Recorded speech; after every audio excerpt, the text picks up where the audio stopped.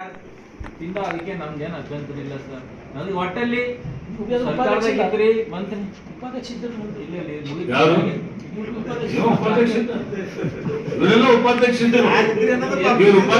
ಸಲಕ್ಕೆ ದುಡ್ಡು ಕೊಟ್ಟಿಲ್ಲ.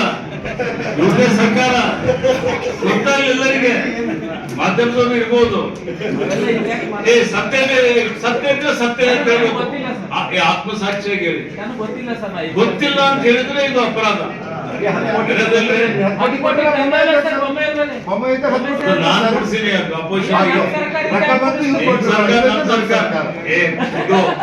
ಅಸೆಂಬ್ಲಿಯಲ್ಲಿ ಜಗಳ ಆಯ್ತು, ನಂದು ಬೊಮ್ಮಾಯ್ದು, ನಾನು MLA ಇದ್ದೆ, ರೈಸ್ ಮಾಡಿದೆ, ಕಿರಿಕಿರಿ ಮಾಡಿದಾಗ ಕೊಡಲ್ಲ ಅಂತ ಹೇಳಿ ಕೊಟ್ರು. ನೀವು ಹಿಂದಿನ ಕೇಂದ್ರ ಸಚಿವರೇ ಕೊಡ್ಕೊಟ್ಟಿಲ್ಲ.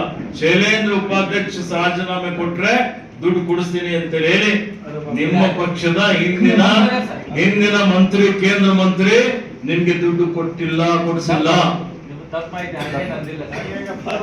ಸುಳ್ಳು ಹೇಳೋದಲ್ಲಂತೂ ನೀವು ನಿಸ್ಸೀಮರಿದ್ದೀರಿ.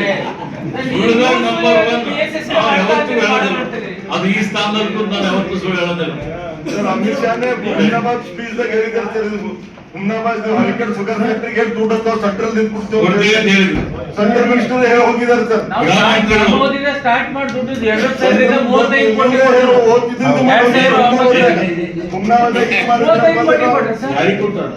BSS ಕೊಟ್ಟರು, ಬ್ಯಾಂಕ್ ಗ್ಯಾರಂಟಿ ಕೊಟ್ಟರು. ಸುಳ್ಳು ಹೇಳಿದ್ರೆ ಒಂದು ಲಿಮಿಟ್ ಇರ್ತದೆ. 35 ಕೋಟಿ ಕೊಟ್ಟರೆ ನಾನು ರಾಜೀನಾಮೆ ಕೊಡ್ತೇನೆ. ಸುಮ್ಮನೆ ಏನ್ ಕೊಟ್ಟಿಲ್ಲ.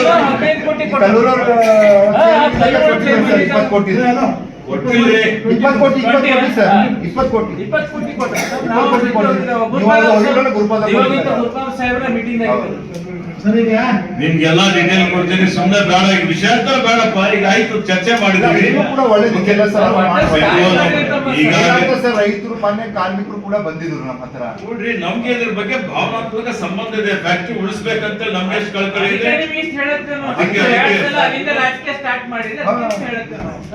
ಆಡ್ದೇವು, ರಾತ್ರಿಯಾಗಲ ಶಮನ ಮಾಡ್ದೇವು. ಹಾಳು ಮಾಡ್ಬಿಟ್ರಲ್ಲ, ಏನ್ ಮಾಡ್ರಿ?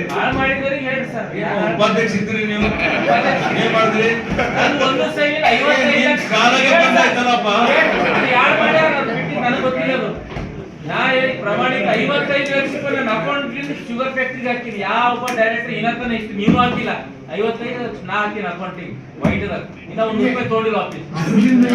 ಕಿರಿಕಿರಿ ಮಾಡಿ ಬಂತಂದ್ರಿ. ಈಗ ಮಂತ್ರಿ ಇದ್ರಿ,